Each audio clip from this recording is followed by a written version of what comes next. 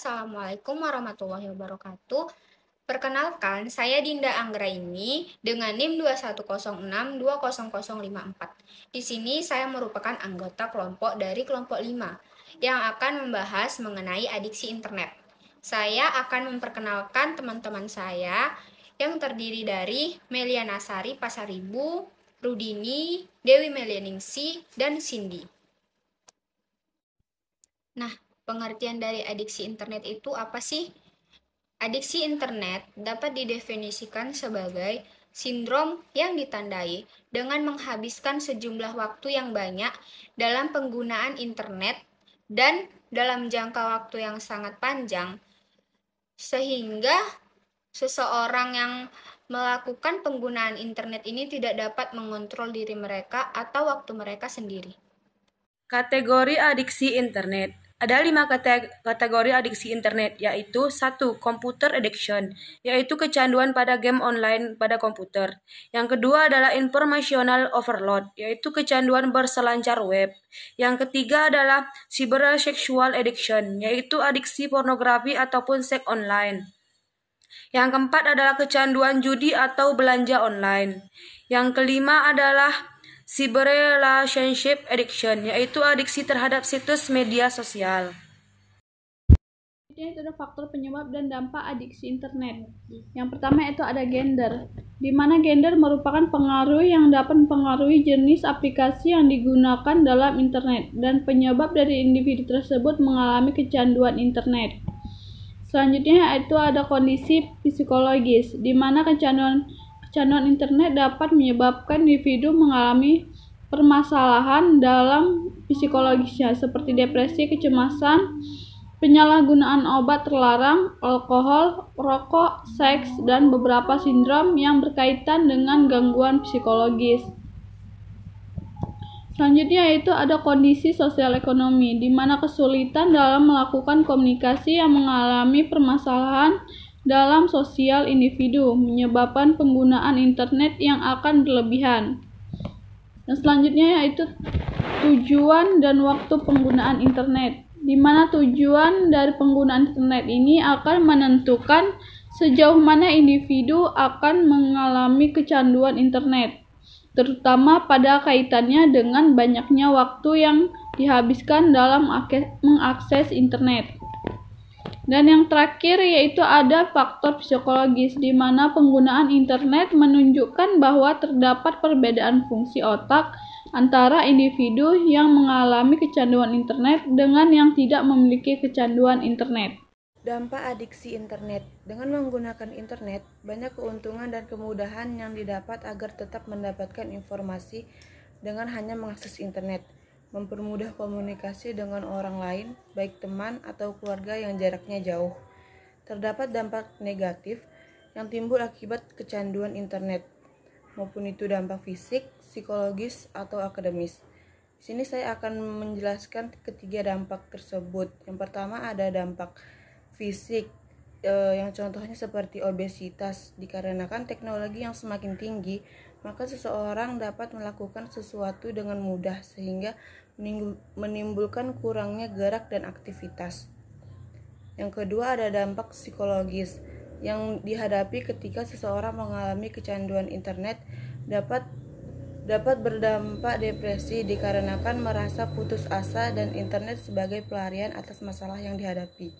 Yang ketiga ada dampak akademis yang dapat disebut dengan prokrastinasi akademi, yang sering menunda kegiatan yang berhubungan dengan akademis seperti menunda mengerjakan tugas, mulai malas belajar, dan tidak ketertarikan terhadap tugas.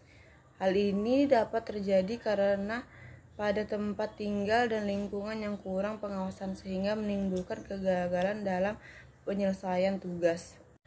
Selanjutnya ada gejala-gejala yang paling sering dialami oleh penderita adiksi internet. Yang pertama ada mood modification yang mengatakan bahwa ini merupakan membantu rasa takut dari seseorang yang dengan adiksi internet, di mana orang tersebut akan merasa takut hidupnya menjadi hampa, membosankan, dan tidak bahagia jika tanpa internet. Yang kedua ada Toleransi. Menurut Young, menghabiskan lebih banyak waktu online. Konsep toleransi ini mengacu pada proses di mana banyak aktivitas tertentu yang diperlukan untuk mencapai efek sebelumnya. Yang ketiga ada withdrawal, perasaan tidak menyenangkan dan murung ketika sedang tidak online atau pada saat tidak sedang online. Konflik atau external konsekuensi, yaitu konflik yang berkaitan dengan kegiatan tertentu, seperti pekerjaan, kehidupan sosial, dan hobi. Bahkan dengan orang-orang di sekitarnya, yaitu konflik interpersonal, atau dengan individu itu sendiri, yaitu konflik intrafisikis. Selanjutnya adalah relapse, yaitu kecenderungan untuk kembali online atau ketika pecandu ingin berhenti tetapi tidak berhasil. Lying atau hiding use, yaitu menyembunyikan bahwa sedang online. Yang selanjutnya adalah salience atau preservation, yaitu merasa sedang online ketika offline, seperti perasaan menantikan waktu untuk dapat beraktivitas online, atau pikiran-pikiran yang terkait dengan aktivitas online sebelumnya sehingga ingin kembali segera online. Selanjutnya yaitu cara mengatasi adiksi internet. Dengan cara yang pertama, edukasi publik. Edukasi publik ini dalam rangka membuat adaptasi terhadap adanya teknologi tentang penggunaan internet yang dapat dikatakan sehat. Yang kedua yaitu regulasi bisnis internet. Regulasi bisnis internet ini dapat dikatakan sehat dan etis dengan memberikan kesempatan konsumen untuk dapat memberikan sebagaimana informasi yang cukup atas produk internet yang dipakai. Yang ketiga yaitu terapi kognitif perilaku atau cognitive behavioral therapy.